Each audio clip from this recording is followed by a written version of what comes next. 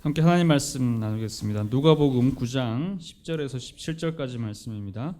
신약성경 106페이지에 있는 누가복음 9장 10절에서 17절까지 말씀 함께 나누겠습니다. 제가 한 절 읽고 여러분들이 한 절 읽고 함께 교독하겠습니다. 사도들이 돌아와 자기들이 행한 모든 것을 예수께 여쭈니 데리시고 따로 벳세다라는 고을로 떠나가셨으나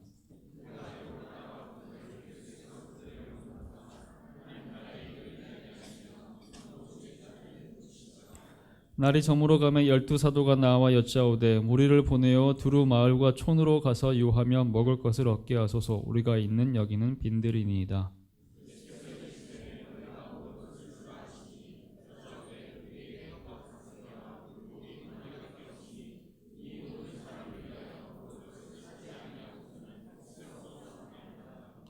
이는 남자가 한 5,000명쯤 덤이러라. 제자들에게 이르시되 때를 지어 한 50명씩 앉히라 하시니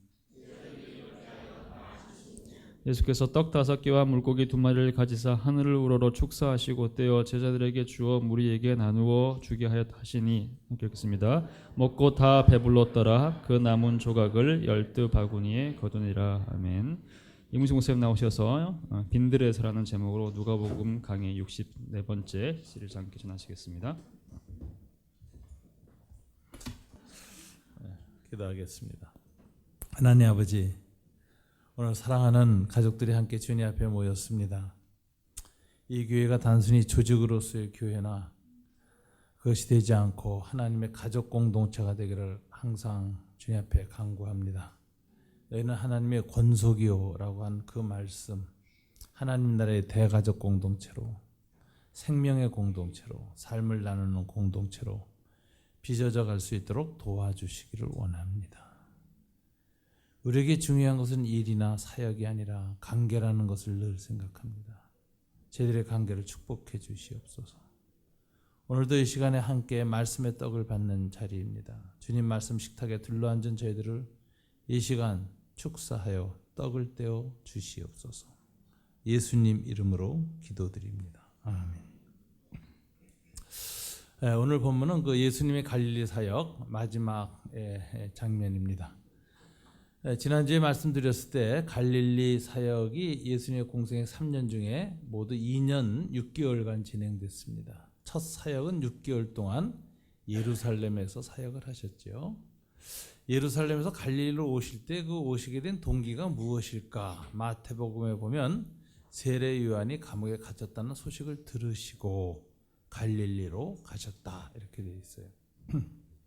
세례 요한은 예수님에게 있어서 소위 먼저 예수님의 길을 예비하는 선지자였지요.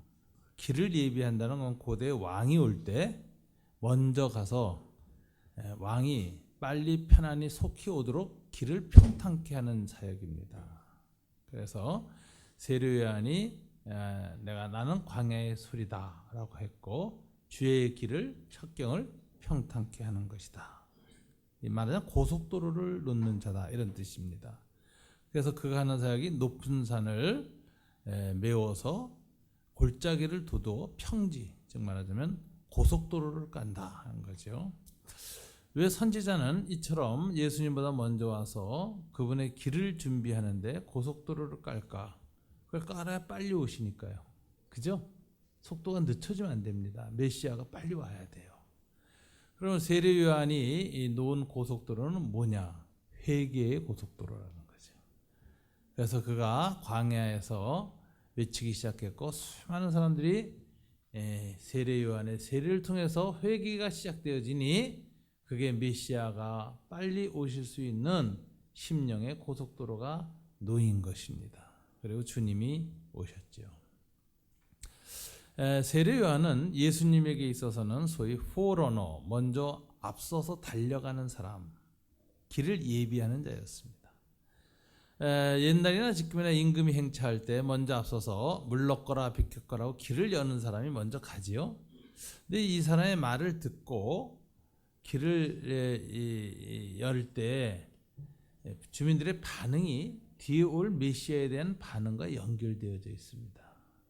그래서 길을 여는 사람을 받아들이고 순종하고 다 회개하면 메시아 앞에서 다 회개할 준비가 되어 있고 받아들일 준비가 되어 있다는 소위 때가 참회가 오는 것인데, 백성들이 그런 반응 안 보이고 그 세례요한을 잡고 죽이고 감옥에 가두면 그건 예수님을 영접할 준비가 안 돼 있는 거죠. 예수님 앞에 6개월 전에 세례요한이 와서 복음을 전했는데 유대 모든 민족은 가난한 마음으로 죄를 회개하며 메시아를 기다렸지만 헤롯 같은 사람들, 유대의 지도자들은 그러질 않았습니다. 그래서 밑에서부터 새로운 회개운동이 일어나는 게 영 부담스러웠고, 그래서 바리새인들, 서기관들, 예루살렘의 종교 지도자들은 신문관을 보내서 세례요한을 향해서 묻습니다. 넌 도대체 누구냐? 누군데 이런 일을 하느냐? 이렇게 얘기하죠. 넌 메시아냐? 아닙니다. 그러면 모세가 신명기에서 예언했던 내가 죽은 후에 한 선지자가 일어날 것이다 라고 하는 더 프라핏, 그 선지자, 그 선지자냐? 아닙니다. 그럼 엘리야냐? 그건 이제 유대 전승이죠. 메시아 오기 전에 엘리야가 다시 살아난다. 아닙니다. 그럼 도대체 누구요? 그랬더니 세례요한은 나는 광야의 소리일 뿐입니다. 이렇게 대답하잖아요. 이제 이것이 이제 세례요한의 그 예수님과의 관계인데, 이 세례요한을 잡아서 감옥에 가뒀다는 게 뭘 의미하는 걸까요? 예수님이 더 이상 예루살렘에서는 환대받지 못할 뿐만 아니라 예루살렘에 있는 종교 지도자들은 예수님을 메시아로서 받아들일 준비가 안 돼 있다는 단적인 사건이죠. 그래서 예수님 방향을 바꿉니다. 저들에게는 더 이상 하나님 나라를 선포할 필요가 없다. 준비가 안 돼 있다. 그럼 누구한테로 가죠? 저 북쪽 갈릴리, 스불론 납달리 땅. 이사야가 예언하기를 흑암에 앉아있는 어두움의 백성들, 가장 메시아가 없어서 고난을 많이 받은 땅, 이스라엘이 멸망당할 때 아시리아가 제일 먼저 쳐들어와서 병탄한 땅, 북이스라엘의 왕들이 아하과 이세벨 같은 사람들 다 하나님을 떠나고 우상 숭배할 때 하나님의 진노와 심판이 아시아를 통해서 유대에게 임할 때 가장 먼저 하나님의 심판을 받은 땅, 그리고 그곳에는 이방인들이 와서 눌러 살았습니다. 점령이 됐으니까. 갈릴리 지역에 살던 유대인들, 특별히 북이스라엘의 10지파는 아시리아의 침공을 받아서 끌려가 가지고 전 아시아에 흩어져서 살다가 그 이후로 지금까지 10지파는 혈통이 사라졌습니다. 그리고 그 북이스라엘의 그 10지파가 살던 곳에는 아시리아가 원주민 이주 정책을 썼기 때문에 딴 곳을 점령한 다른 민족들을 끌어다가 강제 이주시켰어요. 그래서 피가 섞여가지고 유사 유대인들이 나왔는데 그게 사마리아 사람들이죠. 인정을 안 하는 거죠, 유대인들이. 그래서 이스라엘 백성들은 항상 그 갈릴리는 이방의 땅이고 순결하지 못한 땅이고 더러운 땅이고 하나님의 진노 흑암 가운데 있는 백성이라 이렇게 생각했어요. 근데 이사야는 아주 놀라운 예언을 하지요. 하나님의 메시아, 하나님의 은총의 빛은 제일 먼저 어디에서 비치기 시작할 것인가?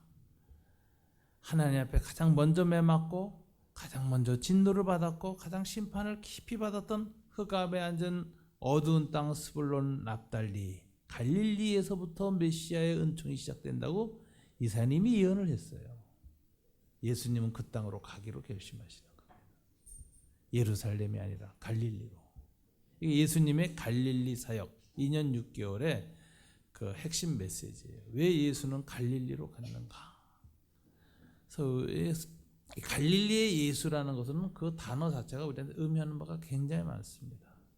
오늘날에도 예수님은 예루살렘이나 또는 그 정말 살기 좋은 곳, 마음이 교만한 곳, 세상의 권력과 물질을 갖고 있는 그곳에 오래 머무르지 아니하신다.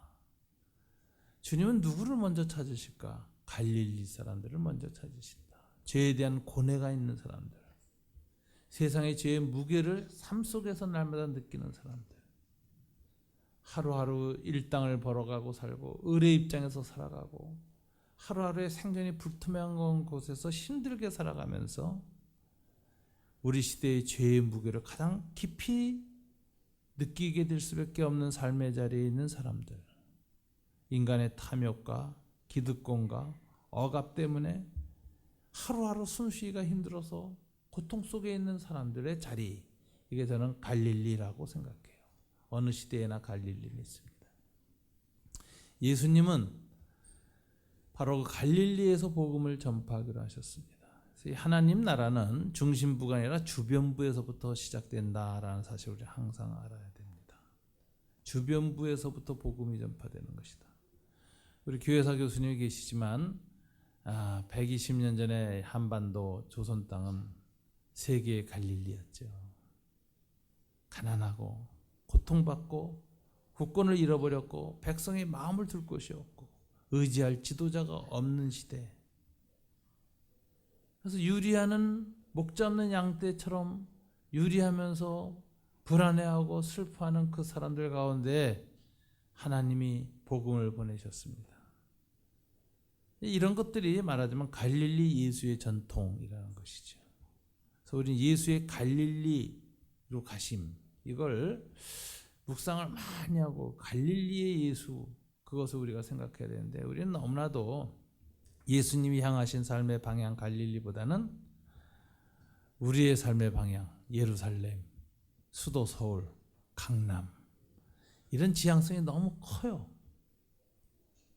우리 삶의 지향성이라는 문제, 주님을 쫓는다는 것, 주님을 따르는 삶의 지향성의 부분에서 우리는 다시 한번 생각해 봐야 됩니다. 그래서 이제 예수님의 공생의 3년에 대부분의 시간을 어디서 보내셨죠? 갈릴리에서 2년 6개월을 보내셨습니다.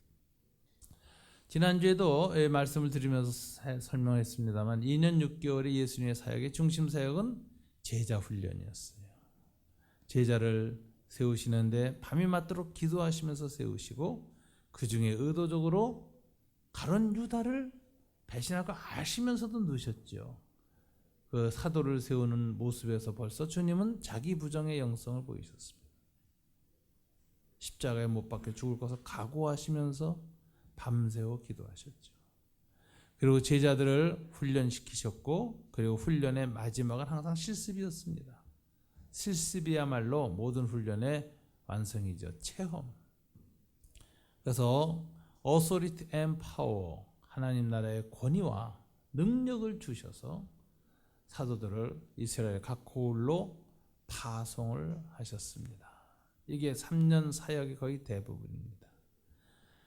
오늘 본문은 이 파송받은 제자들이 돌아오는 이야기로부터 시작하죠. 그래서 10절에 보면 사도들이 돌아와 자기들이 행한 모든 것을 예수께 여쭈니, 파송받아서 일어난 실습 사역에 대한 보고가 있었습니다.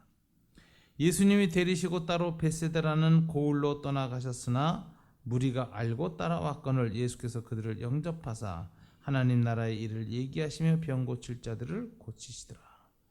실습 사역을 끝내고 나서 제자들 다시 데리고 이제 마무리, 그 보고에 대해서 최종적인 주님의 이제 훈련이라 그럴까요? 그걸 하려고 하셨는데 이 훈련을 다른 방식으로 해야 되는 상황이 생겼습니다. 벳세다라는 이 빈 들판으로 제자들 데리고 나아가셨는데 이 사도들에 의해서 도전받았고 사도들에게 임한 이 성령의 권위와 능력에 감동받은 사람들이 이 사도들을 보낸 예수님이 계시다는 소식을 듣고 쫓아서 몰려 나온 거예요. 그래서 이 갈릴리 사역 클라이맥스인데 이 빈들의 사람들이 왔는데 어마어마하게 모인 것입니다.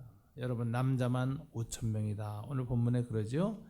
유대 전통에 따르면 약 2만 명까지로 계산됩니다. 어린아이들, 여자들, 그리고 노인들. 보통 이 남자라는 것은 민수기에서 나온 전통입니다. 이스라엘은 인구를 쓸 때 20세 이상부터 60세까지 손에 칼을 들 수 있는 사람들로 숫자를 세게 돼 있어요. 남자만. 그러니까 이제 군대 숫자를 세는 거죠.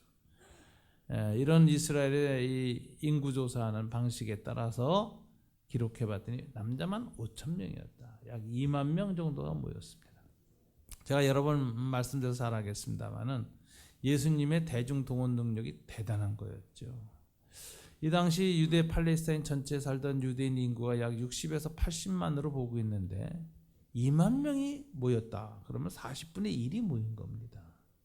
오늘날 남한 인구하고 계산해보면 약 100만에서 150만 명이 운집한 거예요. 지금도 누군가가 광화문 광장에서 딱 떴는데 150만 명이 그를 보기 위해서 몰려들었다 그러면 정권 바뀌는 겁니다. 그죠? 어마어마한 사건이에요. 근데 더 놀라운 것은 사람이 많이 밀집해서 사는 마을 한복판이나 예루살렘에서 일어난 일이 아니라는 거죠. 어디죠?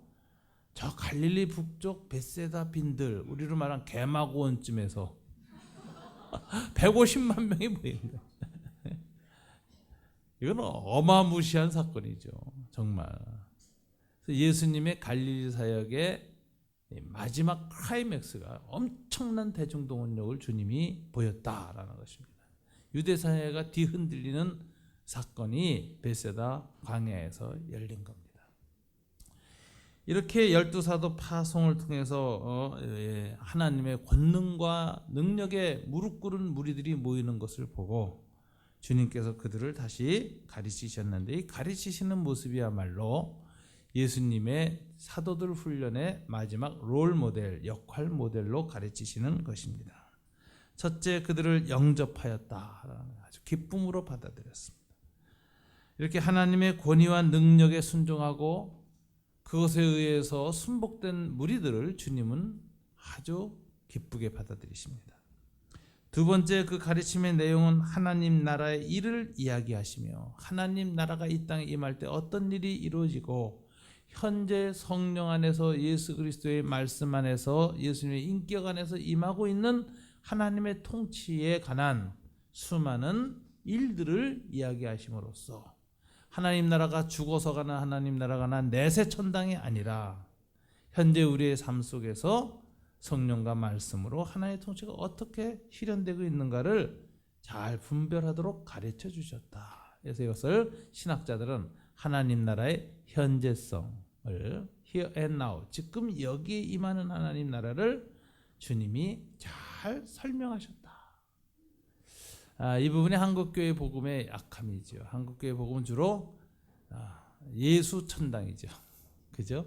그래서 내세 혹은 죽어서 가는 하나님 나라만 생각하게 했는데, 그럼으로써 현실 삶에 대해서 도피, 종교성이라는 건 단순한 내세에 대한 하나님 나라의 보험 가입 정도만 되고 현재의 삶 속에서는 아무런 변화를 주지 않습니다. 죽은 다음에만 혜택이 와요. 그러면 살아있는 동안 뭐만 하죠? 죽어라고 돈만 내야지. 이런 식의 그 내세 중심의 하나님 나라를 가르친 것이 한국교회의 신학의 약점이죠. 근데 예수님은 그러지 않으셨습니다. 예수님의 인격과 예수님의 사역 속에 임한 하나님의 다스림, 통치와 그 통치의 결과인 권능과 그것이 이루어내고 있는 세상의 변화, 의, 하나님 나라와 그 의에 대해서 어떻게 죄와 악과 사망의 세력이 힘을 잃고 생명과 정의와 사랑의 세계가 열리고 있는가, 이게 실현되고 있는가 하는 그 의를 주님이 드러내시고 그걸 분별할 수 있도록 가르치셨습니다. 이렇게 주님이 하나님 나라의 일을 얘기하시며 그리고 하나님 나라의 권능을 주로 병 들린 자들을 고치시는 걸로 드러냈습니다. 예수님 당시에는 정말 절박한 상황이었어요. 예수님 당시에는 중산층이 없었다는 거 아세요? 이 중산층이라는 개념은 18세기 이후 개념이죠. 그래서 예수님 당시를 분석할 때는 경제적으로 중산층이라는 개념이 없습니다. 그 당시에는 신분사였기 때문에 중간계층 이렇게 표현해요. 그러니까 영주나 귀족이나 또는 토지를 갖고 있는 자영업자들, 이런 사람들이 중간 상위층이고, 대부분의 신분은 자유롭지만 돈은 많지 못하는 평민들, 자유인들, 그리고 스스로 여행 다닐 수 있는 사람들, 자기 시간을 내서 율법을 공부할 수 있는 사람들, 이런 사람들이 중간계층인데 예수님과 예수님의 12제자 그리고 바리새인들이 대부분 중간계층에 속했습니다. 그럼 하층민은 누구였느냐? 노예들, 자기 시간을 낼 수 없죠. 소장농들, 자기 시간을 가질 수가 없습니다. 이 사람들 먹고 살기 바쁩니다.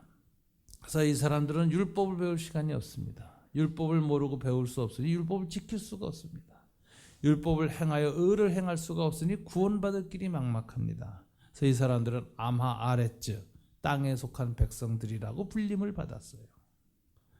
내세에 대한 구원의 소망을 잃어버린 사람들이었죠. 때로는 그렇지 않은 사람들이 있었지만 그들은 율법을 어긴 사람들이었기 때문에 로마의 앞잡이가 돼서 세금을 받아먹고 부자로 살던 사람들이나 율법에 나온 이 간음하지 말라는 계명을 어기고 먹고 사는 것이 포도청이죠. 남편은 죽고 애는 없고 가난하니까 몸을 팔아서 살 수밖에 없는 여자들이 몸을 파는데 유대인에게 못 팝니다. 율법에 금지되어 있죠. 어디에다 팔아야 될까요? 아랍 상인들 또는 로마 군인들, 이런 사람들한테 몸을 파는 것이죠. 그렇게 해서 먹고 살아야 되는 여자들, 이걸 창기들이라고 그러죠. 세리와 창기들.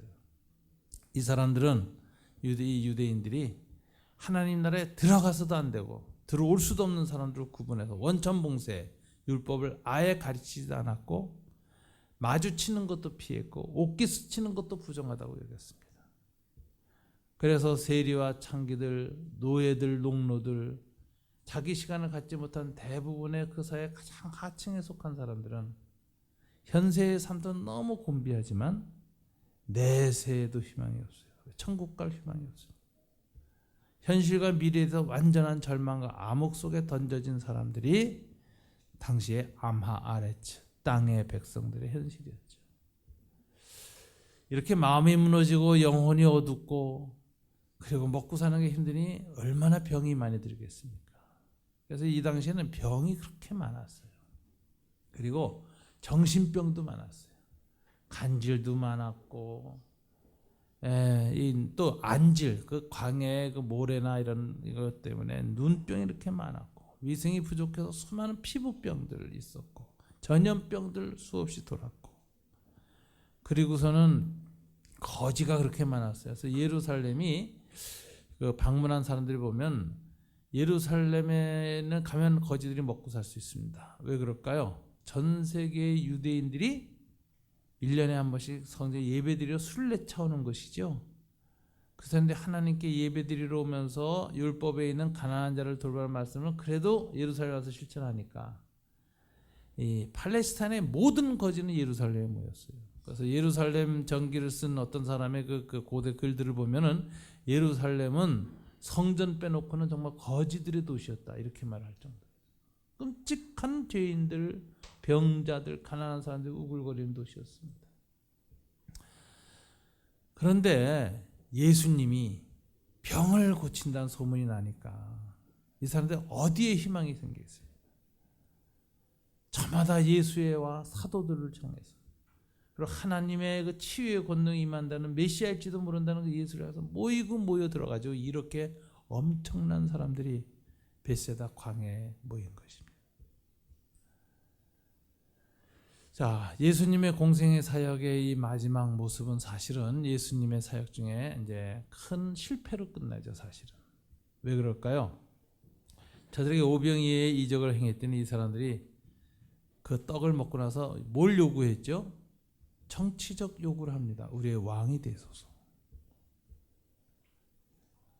아마 이 예수님, 이 이적을 행하신 메시아이신 예수님이 우리 가운데 계시면 모세가 이스라엘 백성 이끌고 출애굽했던 것처럼 우리 로마의 압제로부터 이 땅에 있는 모든 악한 자들로부터 우리를 해방시키시고 선지자들이 예언한 하나님의 나라를 이 땅에 이루실 것이다. 그래서 예수를 통한 정치적 유토피아, 유대 민족의 꿈, 실현될 것이라고 이들은 소망을 갖기 시작해서 가장 먼저 그에 있는 욕구가 아주 원초적인 형태로 튀쳐나온 게 뭐였습니까? 요한복음 6장에 보니까 이때 우리의 왕이 되소서. 예수님을 유대 민족 해방 전선의 수장으로 삼으려고 하는 이렇게 운동이 일어나는데 주님을 거절하죠. 오병이어를 행한 것은 너희들의 육체의 만족을 이루어 주는 것이고 동시에 그것을 통해서 뭐를 가르쳐 주려는 것일까요? 요한복음 6장에 보면 훨씬 더 구속적 메시지가 있었지요. 내가 진정한 하늘의 떡이다. 내 피가 진정한 생명의 음료이다. 그래서 이 오병이의 이적을 통해서 주님이 알려주시는 것은 곧 예루살렘에 올라가서 죽으시면서 이루실 하늘의 떡, 하늘의 양식이신 자신의 구원의 사역을 미리 깨닫게 해주는 메시지로 오병이어의 이적을 사용했는데, 주님의 이 핵심 메시지는 유대인들은 이해를 못했습니다. 그래서 유대인의 왕으로 삼으려고만 하니 주님을 거절하자 저들이 다 떠났다, 이렇게 얘기하죠.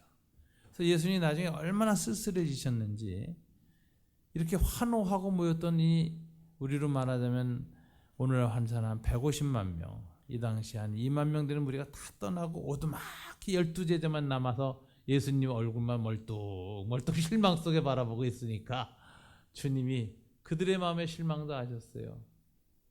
야, 예수님의 대중운동은 실패했다 하는 상황에 들었을 때 주님 묻지요. 너희도 나를 떠나려느냐? 떠나는 마음이 있는 거 아시니까 그렇게 물은 거예요. 아이씨, 우리도 갈까? 이러는데 그때 베드로가 아주 대답을 잘합니다. 영생의 말씀이 여기 있사오니 우리가 어디로 가겠습니까? 그래서 주님이 기쁘셔서 이 벳세다를 떠나서 이들을 데리고 어디로 가시죠? 변화산으로 가시는 거예요. 자신의 신성되심을 드러내 보여주는 일을 이제 최종적으로 행하시고, 그게 갈릴리 사역 끝입니다. 그리고 마지막 여행을 가셔서 예루살렘에서 죽으신 거예요. 그러니까 이 벳세다에서의 오병이어 사역은 갈릴리 사역의 총 결정이요. 그리고 이 사역을 통해서 12제자 외에는 사람들을 하나님 나라의 백성으로 만드는 일에 철저히 실패한 사건이었고, 예수의 갈릴리 사역 2년 6개월은 유대 민족이나 유대 대중 속에서는 철저히 대중의 요구와 예수님이 오신 하나님의 뜻이 서로 달라서 결별로 끝난 사건이었습니다. 이제 이 사건의 의미가 이제 이런 그 예수님의 3년 공생에 또 하나님의 구속 역사와 관련해서 이런 의미를 갖고 있는 사역이라고 할 때, 이 사건을 오늘 누가는 기록하면서 세 가지를 우리한테 교훈으로 상기시켜 줍니다. 오늘 본문에 보면 빈들이라는 이 장소의 중요성을 누가는 기억합니다. 여기 예수님의 말씀 보면 12절에 이렇게 돼 있죠. 날이 저물어가며 12사도가 나와 여짜오되 무리를 보내어 두루 마을과 촌으로 가서 유하며 먹을 것을 얻게 하소서. 우리가 있는 여기는 빈들이니이다. 제자리 예수님께 벳세다 강에서 이렇게 말합니다. 빈들입니다. 여기는. 그러면서 이 빈들을 떠나기를 원했던 이유는 뭐예요? 먹을 것과 잘 곳이 없어요. 이슬이 내리고 몸피할 것이 없고, 이 광야는 정말 얼마나 처절할 정도의 광야인지 밖에 나가서 이렇게 뭐 뜯어 먹을 수 있는 게 없어요. 병만족의 이 정글 탐험 이야기 보면 참 먹을 것도 많다. 예수님 이 갈리 벳세다는 아무것도 없어요. 생존이 불가능한 거지. 그러니까 이들을 보냅시다. 대책이 없습니다. 이렇게 말해요. 근데 주님은 이 빈들에서 떠날 것을 거절합니다. 왜 주님은 이렇게 빈들에 우리를 머물게 하시는가? 이 빈들이라는 것이 굉장히 성경에서 강조되어 있다는 거 아세요? 출애굽기 이후에 이스라엘 백성이 가나안 땅으로 나아가는 여정을 겪을 때 제일 먼저 하는 것이 이제 인구조사예요. 인구조사 하는데 그 이제 민수기라고 되어 있잖아요. 그거는 이제 라틴어에서 따온 이름이고요. 히브리어 원문은 in the wilderness, 광야에서, 우리로 말하자면 빈들에서예요. 빈들에서 이스라엘은 무리에서 하나님의 군대로 바뀝니다. 빈들에서 이스라엘 백성이, 하나님의 백성이 남부 여대에서 그냥 막 그냥 출애굽해서 나오게 바빴던 이들이 출애굽기를 통해서 시내산에서 하나님의 임재를 체험하고 말씀을 받고 그 하나님이 권위와 능력으로 그들 가운데 성막으로 거주하셔서 그들의 통치자가 되시는 거죠. 그래서 하나님의 명령에 따라 움직이고 나아갈 수 있는 명령체계가 세워지고 통치체제가, 그리고 하나님이 출애굽하기 직전에 가나안으로 진군하기 직전에 행하신 일이 인구조사를 해서 이스라엘 백성을 군대로 바뀌는 거예요. 그래서 무리에서 군대로 이렇게 바뀌는 과정이 빈들입니다. 이 빈들은 하나님의 훈련의 아주 가장 중요한 장소입니다. 그래서 이 빈들에서 하나님의 그 이스라엘이 이제 빚어졌고요. 그 다음에 이스라엘 백성이 나중에 가나안 땅에 들어가서 하나님의 명령을 어기니까 엘리야가 다시 어디로 오죠? 빈들로 옵니다. 그리고 시내산으로 옵니다. 그리고 거기서 하나님의 말씀을 다시 받습니다. 빈들은 항상 시작했던 곳, 그리고 다시 원점으로 돌아간다는 의미가 있습니다. 이스라엘은 빈들에서 하나님의 백성이 되었지만 또다시 빈들에서 하나님의 군대의 영광을 상실하고 이스라엘의 군대와 마병인 엘리야가 이스라엘 백성을 떠남으로써 그 하나님의 영광스러운 군대의 자격을 상실하고 그냥 하나님에 대한 기억이 있는 무리로 굴러떨어집니다. 그리고 그들에게 임한 것은 심판뿐입니다. 그래서 아수르의 심판과 바벨론의 심판을 받고 이스라엘 백성은 군대로서의 능력이나 하나님의 통치권을 드러낼 수 있는 권위와 능력을 다 상실하고 이방인 밑에 노예가 되어버리고 말죠. 또다시 로마의 통치까지 내려가서 그 노예적 삶을 살고 있을 때 예언에 따라 예수님이 나타났는데, 이분은 하나님의 아들이라는 세례 요한의 인정을 받고 성령의 권능이 임하자마자 제일 먼저 한 것이 무엇입니까? 성령에 이끌려 광야로 나갔습니다. 이게 또 빈들입니다. 빈들에서. 그래서 이스라엘 40년이 광야 예정을 하게 됐던 그 불순종의 40일, 그리고 엘리야가 40일간에 걸쳐서 광야를 돌파하고 시내산으로 돌아가서 이스라엘의 시간의 역사가 거꾸로 다시 원점으로 돌아가 버렸던 그 40일, 그 기간을 주님이 40일 동안 광야에서 머무십니다. 그래서 광야에서 마귀의 시험에 승리하시죠. 여기에서 이제 예수 그리스도를 통해서 이루어진 새로운 하나님의 나라는 마귀의 세력에 시험 들거나 지지 아니하는 영원한 승리의 왕국이라는 전조가 보입니다. 그래서 40일 예수님의 광야 생활이 끝나고 나니까 성경이 이렇게 기록합니다. 마귀가 잠시 예수를 떠나니라. 그래서 승리하신 예수님이 다시 요단강을 건너서 이스라엘 지역에 들어오시면서 첫 번째 메시지 주시죠. 이제 하나님 나라가 임하였다. 예수님의 인격 위에 하나님의 통치가 시작되었다. 이제 예수님의 통치 안에서 사망의 왕국과 죄의 왕국과 사탄의 세력은 붕괴되고 있다.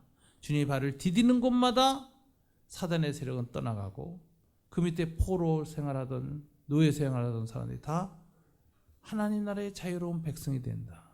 조건은 딱 하나다. 회개하라. 하나님의 통치를 따라 살겠다고 회개만 해라.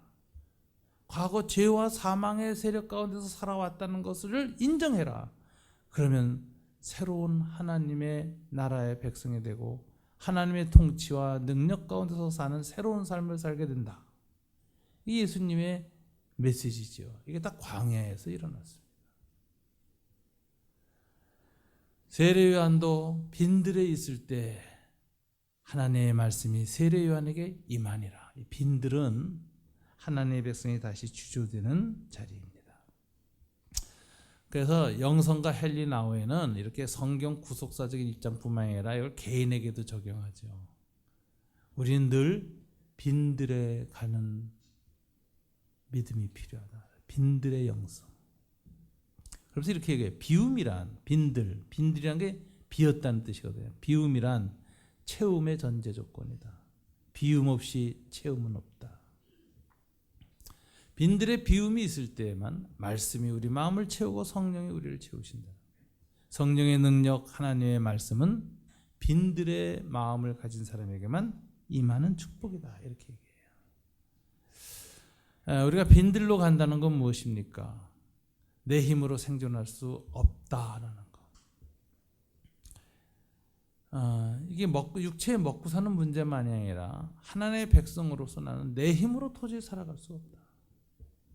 내가 갖고 있는 도덕, 양심, 지식 이런 걸 가지고는 도저히 내 안에 있는 욕망을, 내 안에 엄습한 이 시대의 죄의 시스템들을, 그 영향력을 난 도저히 극복할 수 없고 하나님의 백성으로는 살 수가 없다라는 자기 한계를 인정하고 자기의 마음을 내려놓는 자리, 이게 빈들의 자리죠. 이 빈들의 자리가 시대마다 여러 가지 방식으로 우리를 빈들로 몰아냅니다. 세월의 이주기가 됐는데요. 대형 참사란 무엇일까요? 앞으로 계속 일어나요. 유사한 사건이. 그래서 이 대형 참사 또는 위험 국가에 관한 분석에 관한 글들이 유럽에서 많이 나오죠. 독일에서도 나왔고. 그걸 딱 뭡니까? 이게 대량 사회. 그러니까 인구가 많아지고 대량으로 자본이 투입되고 대량 재화가 생산되고 대량으로 소비가 일어나는 곳에는 사람이 많이 모이게 되죠. 그런 곳은 사고도 대형 사고가 난다는 거고. 사람이 많으니까. 전엔 배 타고 가다 10명, 20명 죽어요. 이제는 몇천 명, 몇만 명이 죽어버려요. 수송수단이라는 것이나 우리가 거주한 도시의 모든 것이 대형 사고가 일어나게 딱 좋은 문제를 갖고 있는데 그 모든 대형 사고는 어디에서 나죠? 인간의 이기심에서 시작. 한 개인의 자그마한 이기심이 이 대형 사회 시스템에서는 대형 사고로 일어나게 되고 그 대형 사고가 터질 때마다 모든 사람들은 뭘 느끼는 것이죠? 문명의 한계, 인간의 이성의 한계, 인간 스스로가 컴퓨터나 모든 사회 시스템을 가지고 안전을 만들어내려고 그렇게 노력했어도 어느 순간 한순간의 제로로 돌아가 버리는 한계를 느끼는 자리, 이게 빈들의 자리라는 거예요. 이게 하나님 앞에서 겸손해지는 거예요. 우리가 빈들의 영성을 갖지 못하면 계속해서 우리는 도시와 문명의 오만함 속에서 하나님 앞에서 가난함을 잃어버린 인생이 되는 것입니다. 빈들의 영성을 가진 빈들의 자리를 딱 바라보고 하나님이 이런 일들을 통해서 우리에게 뭘 요구하시는가. 우리가 빈들에서 가난한 자세로 돌아가서 하나님의 은혜를 구할 때 거기에 새로운 채워짐이 시작되어지고 반성이 시작되어지고 새로운 삶이 시작되는 것입니다. 그래서 헨리 나우에는 아주 개인적으로 적용시킨 사람이지만 우리 시대의 상황하고 연결시켜서 보면 우리가 많은 걸 생각하게 됩니다. 비어져야 채울 수 있다. 세월의 이주기 예배를 가서도 우리가 마음속에 다짐해야 할 것이 있습니다. 그 가족들을 위로와 같이 우는 것 중요하지만 더 중요한 것이 있어요. 하나님 앞에서. 우리는 무능한 자입니다. 우리는 여전히 우리의 죄 앞에 무력한 자입니다. 우리는 우리 시대의 문명과 우리 시대의 통치 시스템과 우리 시대의 모든 것의 죄 앞에서 전적으로 무력한 존재라는 것에 대한 인식을 하고 새로운 반성, 새로운 성찰을 해야 됩니다. 단순한 어느 정치의 문제나 정권의 문제나 부모의 문제나 개인적인 문화를 떠나서 세월호 사건은 우리에게 큰 울림을 주고 있습니다. 우리 시대의 삶의 방식 전체에 대한 반성을 요구하는 사건입니다. 하나님 앞에 전적인 회개가 필요한 사건이죠. 그런 측면에서 우리는 누가 가해자고 누가 피해자인가 밝혀내야 하고 그것을 책임을 분명히 져야 하면서 동시에 여기에는 우리 모두가 가해자다. 우리에게 모두가 그런 식의 삶을 추구하고 살아왔다. 거기에 한 모든 피해자가 이 아이들과 가족이 돼서 우리 앞에 있다는 것. 그래서 하나님 앞에서 우리가 가해자고 우리가 그 같은 삶의 방식을 지지하고 찬성하고 그런 경제정책, 그런 정치 구호를 내는 지도자들에 대해서 지지했던 우리들입니다. 오늘날 우리의 삶과 문화와 문명의 방식 전체에 대한 반성을 총체적으로 하지 않으면 이것은 그냥 하나의 해프닝, 어느 한 사건으로만, 사고로만 끝나지 우리에게 빈들이 되지 못합니다. 그래서 저는 우리 주님이 제자들 데리고 갈릴리 사역의 맨 마지막을 빈들에서 다시 쓰게 하셨다. 굉장히 중요한 의미가 있다고 생각합니다. 하나님 나라는 항상 빈들에서 다시 시작되는 은혜입니다. 두 번째는 너희가 주라 그러셨어요. 주님이. 여러분 오늘 말씀해 보면 이렇게 얘기를 하죠. 이 모든 사람을 위하여 먹을 것을 사지 아니하고는 할 수 없나이다. 우리에게는 떡 5개 물고기 2마리밖에 없습니다. 하는 이 제자들에게 너희가 먹을 것을 주라고 했어요. 네, 줄 수가 없잖아요. 너희가가 강조됩니다. 그런데 결과는 어떻게 됐습니까? 사도들이 떡을 떼서 나눠주니 무리가 다 먹고 남은 것이 12강주가 됐죠. 너희가 줬어요. 주님이 너희가 주라는 이 말씀은 굉장히 의미가 있는 거예요. 의도적으로 너희가라는 인칭대명사를 강조하고 계세요. 너희가 줘라. 제자들은 이 주님의 명령 앞에서 발견한 건 무력감이죠. 아무것도 없습니다. 이 무력감 어떻게 극복해 주셨죠? 축사하시고 떼어 나눠주시니. 여기서 이제 주님의 3가지 행동, 그 사도들이 다시 줄 수 있게 만든 전환점이 뭐냐? 모멘텀이 축사. 이거는 본문이 감사기도예요. 그러니까 하나님이 사도들에게 떡을 주실 것을 주님은 믿고 감사하셨어요. 여러분 감사기도는 언제 나오죠? 이루어진 다음에 나오죠. 대부분.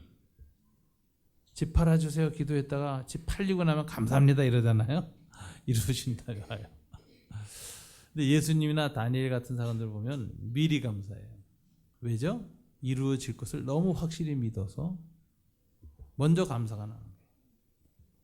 누가 수표를 주면은 영수증 써주죠.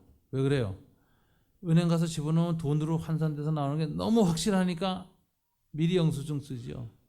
감사 기도라는 것은 하나님이 하실 일에 대한 100%의 믿음이 있을 때만 먼저 나오는 거예요. 예수님이 그렇게 감사 기도하셨고, 그 다음에 이제 단어가 떼어 나눠주니 그랬는데, 떼어라는 단어가 감사하시면서 딱 떼셨는데, 떼는 것은 이 시제가 2개가 달라요. 동사가 붙어 있는데 시제가 달라요. 하나는 부정과거형 이렇게 돼 있는데, 단 한 번 떼셨어. 이 떡을 단 한 번 딱 자르셨다. 주님 기도하시고 단 한 번 자르시고 나눠주시니라고 하는데, 나눠주시는 것은 ing예요. 계속해서 나눠줘. 미완료형. 계속해서. 그러니까 축사하시고 떼는 건 한 번인데, 떼서 이렇게 떼서 나눠주는 건 계속 나눠주셨대요. 주님이 사도들한테. 그러니까 사도들도 그걸 받아서 너희가 주라고 했으니까 사도는 떼진 않았죠. 떼는 건 단 한 번이었고 주님이 뗐고, 나눠주는 건 사도들 계속 미완료로 나눠줬어요. 그랬더니 계속 떡이 나왔다니까. 이거 굉장히 신기한 겁니다. 여러분이 한번 사도였다고 한번 생각해 보세요. 떼서 주님이 주셨는데, 주님이 떼니까 또 나와. 주님이 또 나온다 그러고 자기들한테 줬어요. 그리고 주님이 너희가 나눠주라 해서 나눠줬더니 자기네가 뗄 때 계속 나오는 거야. 얼마나 신기했겠어요. 이걸 하나님의 이적에 참여라는 거죠. 너희가 이적의 주체가 되고 참여자가 되라. 하나님의 축복에. 그래서 참여를 했을 때 이 제자들이 믿습니다. 여기서 우리가 중요한 것은 이 오병이어의 이적이 누구를 향한 이적이었을까라고 여러분 생각하세요? 그냥 단순한 동기는 이 2만 명 가까운 사람들 먹을 것을 채워주기 위한 이적이었죠. 그러나 조금 더 신앙의 의미로 보면 누구를 하여금 믿게 하려고 이 이적을 행하셨을까요? 너희가 사도들 믿음을 위해서. 너희가 사도들이 이 예수님의 명령에 순종하여 축사하시고 떼신 후에 나누어 주시는 마지막 나눔의 사역에 사도들이 참여해서 같이 나눌 때 그들은 이 이적을 눈으로 보고 겪고 체험한 증인이 됩니다. 그래서 바로 그 다음 본문이 뭐냐면 가이사랴 빌립보로 가서 주님이 너희는 나를 누구라고 하느냐 그랬더니 주는 그리스도시요 살아계신 하나님의 아들입니다라는 이런 확실한 고백을 수많은 사람은 떠났지만 이들은 하게 되죠. 그래서 이 오병이의 이적이 누구를 위한 이적이냐 할 때 핵심은 12사도를 위한 거예요. 이걸 보여주는 단어가 너희가 주라는 단어. 너희가. 우리가 이렇게 하나님의 능력에 참여할 때, 하나님의 역사에 참여할 때 사도적 신앙이 생긴다. 그래서 주님이 축사하시고 떼어서 우리에게 주시면 나누는 건, 주는 건 누가 해야죠? 우리가 해야 됩니다. 여러분들이 갖고 있는 물질이나 재능이나 시간이나 건강이나 많은 것들을 때로는 주님으로부터 축사를 받으셔서 구별되어지고 그리고 주님이 떼어서 이건 주님의 것이 주님이 친히 손으로 떼어서 야 이거는 너 혼자 먹지 말고 나눠줘라 하는 감동이 있을 때 그 부분을 나눠보세요. 그때 하나님의 능력을 체험하게 됩니다. 하나님 나라의 권위와 이적을 체험하게 됩니다. 그때 신앙은 급상승해요. 변해요. 사도적 신앙이 진짜 자라납니다. 이런 체험을 한다는 건 굉장한 축복이죠. 조지 뮬러라는 사람이 있어요. 영국의 그 고아의 아버지였죠. 이 사람이 개인 단순한 영국의 아주 그 평신도로서 그냥 고아원 사역했던 분입니다. 근데 이분이 20세기 세계 선교의 기초가 되는 영성을 만들어낸 분입니다. 무슨 일이 있었느냐? 이분이 고아원 할 때 매일 먹을 게 부족해요. 애는 있는데 점심이 없어. 유명한 얘기가 있죠. 조지 뮬러 어떻게 기도했죠? 여러분 그 보면은 그 떡 하나 놓고 이렇게 기도하는 그 우리 마서진 선교사님 같은 분 한 분 계시잖아요. 그게 이제 조지 뮬러예요. 고아의 아버지. 그런데 아이들한테 전부 다 이 테이블 세팅을 해놓고 아무것도 없는데 떡도 빵도 뭐 우유도 없는데 앉아놓고 점심은 먹어야 되는데 앉아놓고 기도합니다. 하나님 주실 걸 믿습니다. 그럼 주로 무슨 일이 일어나냐? 어느 파티에 떡 공장하고 이 우유 공장에서 가지고 갔다가 퀄리티가 좀 떨어졌다 뭐 이래가지고 퇴짜 맞는 게 있어요. 까다롭게 이렇게. 그러면은 그 마차를 몰고 가던 사람이 아 이거 갖고 갈 수도 없고 버릴 수도 없고 아이 큰일 났네. 그러다가 조지 뮬러 고원에 갖다 주자 하고선 바꿔가지고 들어오는데 시간 맞춰서 들어와가지고 식사 때 딱 그러고 기도하고 나면 빵하고 우유가 들어오는 일이 있었는데 이게 인생에 무려 2만 번 응답을 받아요. 그러니까 이 조지 뮬러의 생애하고 이렇게 그 사역했던 기간을 보면 하루에 6번 응답 받았다. 그래서 조지 뮬러가 이게 페이스 미션, 즉 어떤 후원이나 제도적 도움 없이 오직 믿음으로 기도함으로써 하나님의 사역에 동참한다라고 하는 페이스 미션의 영적 지도자가 됩니다. 그래서 20세기 개신교 선교는 전부 조지 뮬러로부터 나와요. 고아원 한 군데에서 영국의 바깥에 아주 자그마한 곳에서 일어났던 이 기도의 체험이 이게 엄청난 역사의 변화를 일으킨 것이죠. 여러분 이것이 이 말하자면은 너희가 나눠주라 할 때 주님의 약속을 믿고 주님이 믿음으로 주는 떡을 믿음으로 딱 받으면 이건 주님이 준 거다. 주님이 준 사명이고 주님이 주신 일이고 주님이 주신 시간이고 주님이 주신 물질이고 주님이 주신 내 삶이다라고 생각하셔서 이걸 너희가 나눠주라 해서 나누기로 결심할 때 놀라운 역사가 일어나죠. 근데 그런 일을 할 때마다 믿음이 자랍니다. 하나님 살아계시다. 하나님이 머릿속에 하나님이나 나중에 죽어서 만난 하나님이 아니라 오늘 하루의 삶 속에 구체적인 부분에 동역하시는 하나님, 이걸 체험하게 됩니다. 이건 참 큰 은총이라는 생각이 들어요. 그래서 너희가 나누자. 이게 강조점이에요. 마지막 강조점은 주님이 이렇게 말씀하셨습니다. 제자들에게 이르시되 12절이죠. 남은 조각을 거두고 버리는 것이 없게 하라. 이게 무슨 소리일까요? 기적으로 떡을 만들었지만 주님은 낭비해서 안 된다는 걸 가르쳐요. 버리지 않게 하라. 남은 것을 버리지 않게 하라. 어거스틴이 이렇게 말했습니다.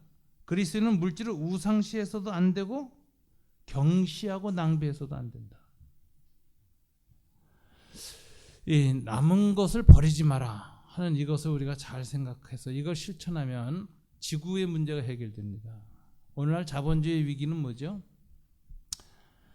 계층 간의 위기가 아니에요. 자본가와 자본이 없는 사람, 노동자 사이의 문제도 아니고 오늘 지구의 자본주의의 문제는 이제 쓰레기가 너무 많이 생긴 거예요. 대량 생산해서 대량으로 팔아먹어야 계속 자본가가 돈을 벌 거 아닙니까? 그러니까 대량 소비를 촉진시켜요. 왜 일본에서 막 양적 완화하고 마이너스 금리하면서 돈을 막 그냥 찍어냅니까? 쓰라고 좀. 계속 써야 공장 돌리고 만드는 사람이 지금 돈을 벌 거 아니에요. 안 쓰면 이거 자본가가 다 망하거든. 그러니까 어떻게든 쓰게 만들어야 돼요. 근데 주님의 명령이 가고 반대죠. 남은 게 없게 하라. 낭비하지 마라 그래요. 근데 우리는 계속해서 낭비해요. 이러다 보니까 지구 자원을 다음 세대 4대, 5대, 6대까지 써야 할 것을 우리 세대에 다 써버려요. 그러니까 지구가 감당을 못할 정도의 쓰레기가 나왔어요. 이 쓰레기가 생태계 위기로 왔어요. 그리고 지금 빙하가 녹아내려요. 지금 자본주의 위기는 뭔지 아세요? 생태계 위기예요. 예수님이 주신 이 말씀, 남은 것을 거두고 버리는 것이 없게 하라. 이것을 우리가 실천하면요, 지구를 구합니다. 전 세계 기독교인이 이 사도적 교훈을 따라서 실천하면 우리가 이적을 이뤄낼 수 있습니다. 배고픔만 해결할 뿐만 아니라 우리 시대의 모든 죄악과 욕심과 탐욕의 근원적인 부분을 해결할 수 있어요. 자, 주님이 오늘의 이 지구상의 생태계 위기를 보시면서 누구를 야단칠까요? 기독교인들을 먼저 질문한 것입니다. 그래서 오늘날 회개라는 것은 개인적인 어떤 윤리나 개인적인 구체적인 삶의 어떤 행위를 반성할 뿐만 아니라 양심에 걸려 고통스러운 것뿐만 아니라 더 중요한 것이 있죠. 문명에 대한 회개를 해야 돼요. 우리가 일궈놓은 이 문명 자체에 대한 반성을 해야 됩니다. 그래서 예수님이 뭐라고 하셨죠? 바울이 뭐라고 하죠? 그러므로 너희는 이 세대를 본받지 말고 이 시대 정신, 시대의 사상을 비판할 수 있는 힘이 없으면 회개가 아니다라는 거지. 이 시대를 이끌어가는 이데올로기에 대한 비판력이 없으면, 지배 이데올로기에 대한 선지자적 예언적 정신이 없으면 동조하는 것이다. 우상숭배지. 오늘 이 본문의 말씀을 우리가 적용할 때 아주 작은 부분에서 아주 큰 거대 담론까지 적용할 수가 있습니다. 예수님의 갈릴리 사역 총결산은 오병이어의 기적으로 끝났습니다. 이것은 바로 예수님이 얼마 안 가서 예루살렘에서 죽으실 것을 내다보게 하는 사건이었어요. 그러면서 사도들에게 세 가지 강조점을 남겼습니다. 빈들로 너희가 버리는 것이 없게 하라. 우리가 이 정신을 우리의 삶의 방식으로 받아들이고 그런 철학을 가지고 저와 여러분이 살아갈 때 진정한 하나님 나라의 제자로서의 삶을 살게 된다. 우리가 마음에 새기고 다 함께 기도하길 바랍니다. 다 같이 말씀 붙들고 한번 기도하죠. 주님, 빈들에 쓸 수 있도록 도와주십시오. 너희가라는 말에 대해서 제가 순종할 수 있게 도와주십시오. 남은 것이 없게라는 말씀을 삶의 방식으로 택할 수 있도록 도와주십시오. 다 같이 기도하겠습니다. 아버지 하나님 감사합니다.